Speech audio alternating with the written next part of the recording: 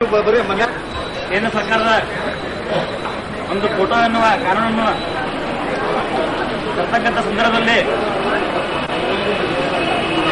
ಈ ಹೋರಾಟವನ್ನು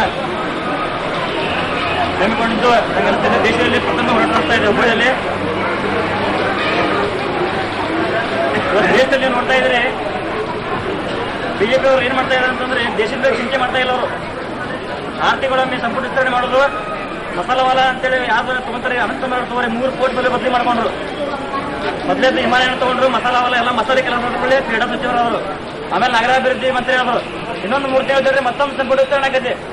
ಇವರ ಮುಂದೆ ಬರುವ ಯುಪಿಎಸ್ಸಿ ಇಟ್ಕೊಂಡು ದಲಿತರ ಮೇಲೆ ಅಲ್ಪಸಂಖ್ಯಾತರ ಮೇಲೆ ದಬ್ಬಾಳಿಕೆ ಮಾಡತಕ್ಕಂಥ ಸಂದರ್ಭದಲ್ಲಿ ಬೇಕಂತ ಅವರು ಫೋಟೋ ಕಾನೂನು ತರ್ತಾ ಇದ್ದಾರೆ. ಅದ ಕಾಂಗ್ರೆಸ್ ಅಷ್ಟೇ ಅಲ್ಲ, ಜನತಾದಳಾಗಲಿ, ಕಮ್ಯುನಿಸ್ಟ್ ಪಾರ್ಟಿ ಆಗಲಿ, ಜಾತ್ಯತೀತ ಪಕ್ಷದಲ್ಲಿ ಇವತ್ತೆಲ್ಲ ಒಕ್ಕಟ್ಟಾಗಿ ದೇಶಾದ್ಯಂತ ಹೋರಾಟ ಆಗ್ತಾವ ಅಂತೇಳಿ ಇವತ್ತಿನ ಉದಾಹರಣೆಗೆ ಇವತ್ತಿನ ಜನ ನಾನು ನೋಡ್ತಾ ಇದ್ದೀನಿ. ಇವತ್ತು ದೇಶದಲ್ಲಿ 25 ಸಂಘಟನೆ ಇದಾವೆ. ಅದರಲ್ಲಿ ದಲಿತರಿಗೆ, ಅಲ್ಪಸಂಖ್ಯಾತರಿಗೆ ಮಾತ್ರ ಸಮಿತಿ ಮಾಡ್ತಾ ಇದ್ದಾರೆ. ಈ ಬದರಂಗಳ ಆರ್ಎಸ್ಎಸ್ನವ್ರಿಗೆ ಯಾಕೆ ಇವ್ರು ಬ್ಯಾನ್ ಮಾಡಬಾರ್ದು?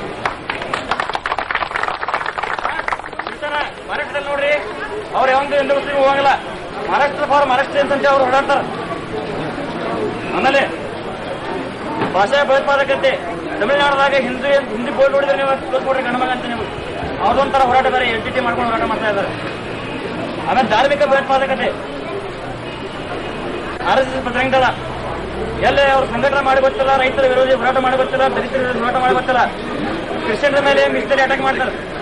ಇವತ್ತು ತಮ್ಮ ಅಧಿಕಾರಕ್ಕಾಗಿ ಜಾಲ್ ಫರ್ನಾಂಡಿಸ್ ಅಂತ ಮಂತ್ರಿ ಮಾಡ್ತಾರೆ.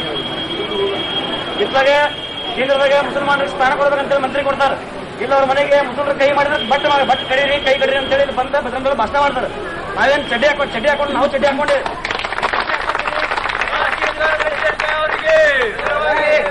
ಚಡ್ಡಿ ಹಾಕೊಂಡ್ರೆ ಅಷ್ಟು ದೇಶ ವ್ಯಾಪಾರಗಳಲ್ಲ. ನಾವು ಚಡ್ಡಿ ಹಾಕಿ ಒಳ ಹಾಕಿಲ್ಲ. ಅದಕ್ಕೆ ನಾನು ನಿಮ್ಗೆ ಎಚ್ಚರಿಕೆ ಕೊಡ್ತೀನಿ. ಮೇಲಿಂದ ಮೇಲೆ ನೀವು ದೇಶದ ವಿಭಜನೆ ಮಾಡ್ತಕ್ಕಂಥ ಸಂದರ್ಭದಲ್ಲಿ ಹೋಗ್ತಾ ಇದ್ದೀರಿ. ಬಜರಂಗ ದಳವರಾಗಲಿ, ಆರ್ಎಸ್ ದವರಾಗಲಿ, ಶಿವಸೇನಾ ಆಗಲಿ, ವಿಶ್ವ ಹಿಂದೂ ಪರಿಷತ್ ಆಗಲಿ, ಇವು ಮೊದಲು ಬ್ಯಾನ್ ಆಗಬೇಕು. ಯಾಕಂದ್ರೆ ಒಂದು ಕಣ್ಣ ಸುಣ್ಣ, ಒಂದು ಕಣ್ಣ ಬೆಣ್ಣೆ,